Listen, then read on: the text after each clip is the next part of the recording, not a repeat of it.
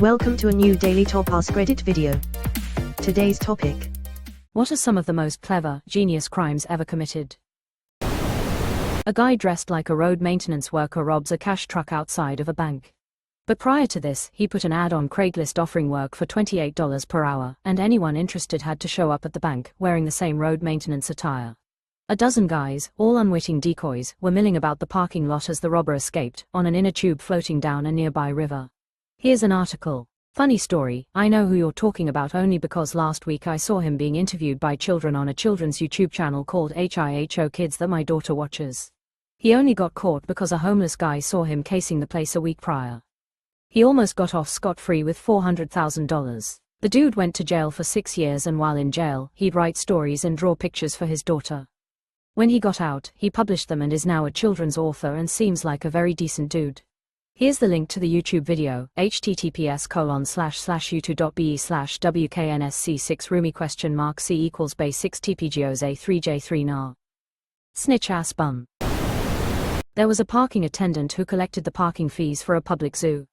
He worked there for decades. One day he just stopped showing up. After a few days they called the city and said the parking attendant quit and they needed to hire a new one. The city told them that it didn't cost any money to park on that lot. I love this story, I tell it often. The balls on that guy must be enormous. Part of the genius is that it's basically harmless. They can't have been charging a lot of money, otherwise complaints would have triggered an investigation. So a few extra pound, dollar, euro onto the cost of the entry to the zoo can't really have impacted the public that much at all. Brilliant. The 1986 LA tunnel bank robberies. https://unsolvedmysteries.fandom.com/wiki/burrowing_burglars. 2 to 3 people used ATVs and other equipment to traverse LA's storm drainage system, cut holes into bank vaults, and stole millions of dollars worth of cash and valuables. When investigated, cops discovered they were probably very close to cutting their way into another bank vault that would have netted them tens of millions. They've never been caught or identified. Feels like the inspiration for the Italian Job movie. The Italian Job, 1969, starring Michael Caine, came before the LA tunnel bank robberies. There's quite a few differences from the remake. It's a very good film in its own right, and I will recommend it to anyone who enjoyed the 2003 version. Or the GTA 5 heist. This sounds like the inspiration for the first big bank job in GTA 5. Scene: the town of Köpenick, a suburb of Berlin. The year is 1906. An unfamiliar Prussian guards captain walked into the army barracks and ordered a small group of enlisted men to come with him. At the captain's direction, the soldiers arrested the mayor and city treasurer on embezzlement charges. The captain made arrangements for the local police to see to law and order and prevent outgoing phone calls for 1 hour, sent the soldiers to escort the arrested officials to a particular guard headquarters in Berlin for interrogation, and personally took custody of the town's cash box as evidence. When the soldiers and their prisoners arrived at headquarters, they were met with surprise and confusion, as the people there had never heard of the captain or of any cause or orders to arrest the officials. Back in Köpenick, the captain was nowhere to be found. Turns out the captain was a former shoemaker named Wilhelm Voigt, who had a few months previously gotten out of prison on charges of burglary and fraud. In the meantime, he had cobbled together a passable uniform from bits he'd bought at second-hand stores, and the entire operation was an elaborate robbery. He got caught a week and a half later because he'd been careless in talking about his plans before the heist. A little over a year into his 4-year sentence, the Kaiser pardoned him on grounds of, "I'm not even mad, that was amazing." The shoemaker cobbled together a uniform.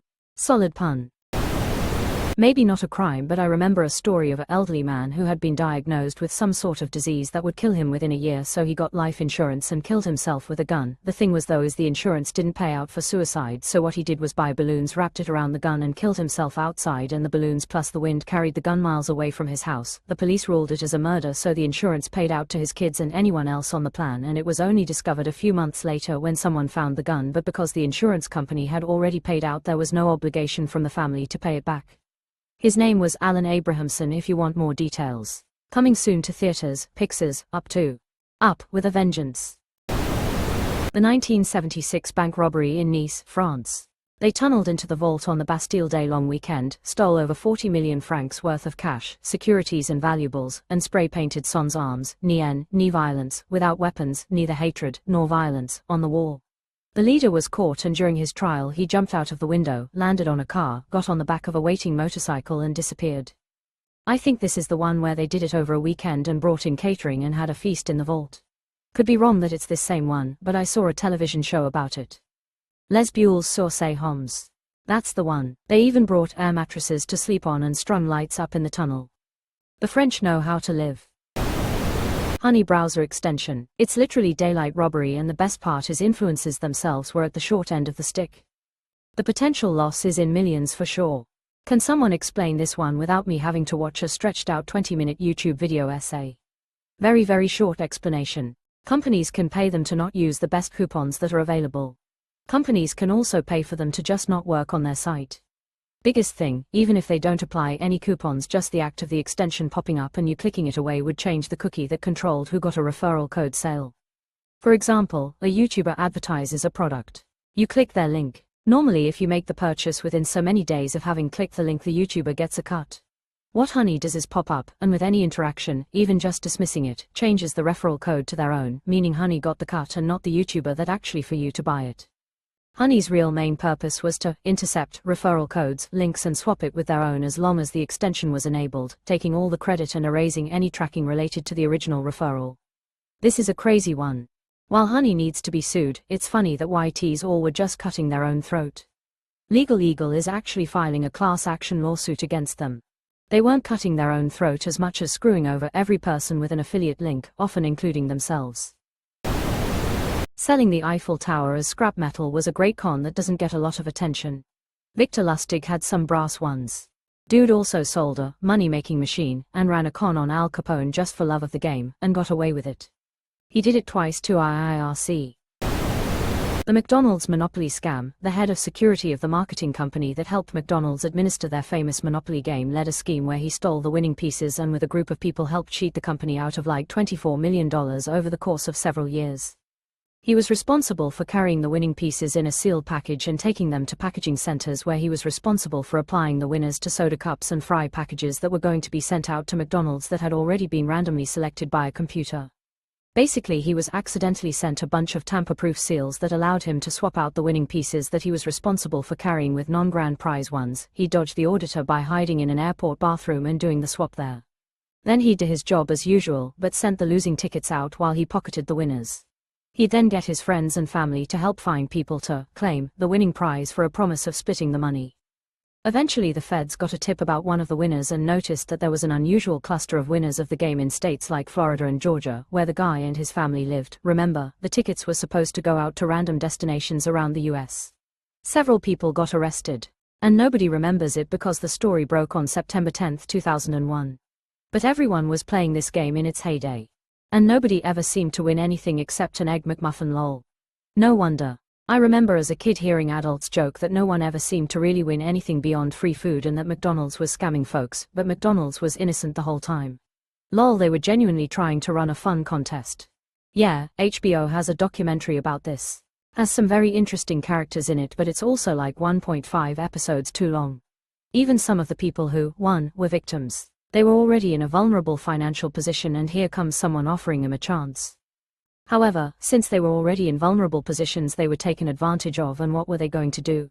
Call the police. The FBI received a tip, they did some digging and realized what was going on. Worked with McDonald's to create a fake promotion where previous winners would describe how they won and then having them pose with a fake check.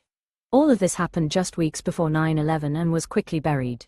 In the documentary you can see them posing with fake checks and it's like September 5th or something on them. Right, the guy he involved was a mob boss. The mob boss would offer you to be a winner, but you had to give him half immediately. I wrote this poorly. You had to pay him 50% upfront to buy the piece.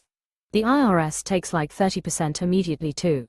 So they would get like 20% of the total, and all their friends are suddenly hitting them up for money. Edit, so one woman had to get a loan of $50,000 to buy a $100,000 game piece. The loan was at 20%. So she gets the loan, pays $50,000 for the piece. IRS takes $30,000 before she gets the money. She has to pay $60,000 to pay off the loan. She only made $10,000, and all her friends and family got mad at her for not giving them each like $10,000 because she'd still have $90,000. But she couldn't say why she only had $10,000 of it. The Isabella Stewart Gardner Museum theft has to be top of the list. To this day multiple Rembrandts are still missing with zero indication who took them or where they are. Yep, did you see the documentary? It was a great show and the investigative journalists were amazing, but why didn't they question the guard? WHO was off duty. Question mark. Man, it was so good. Couldn't stop watching and just did the whole thing back to back. Not a great crime but clever. Guy the first grew up with was a grade school dropout. Got himself a tow truck.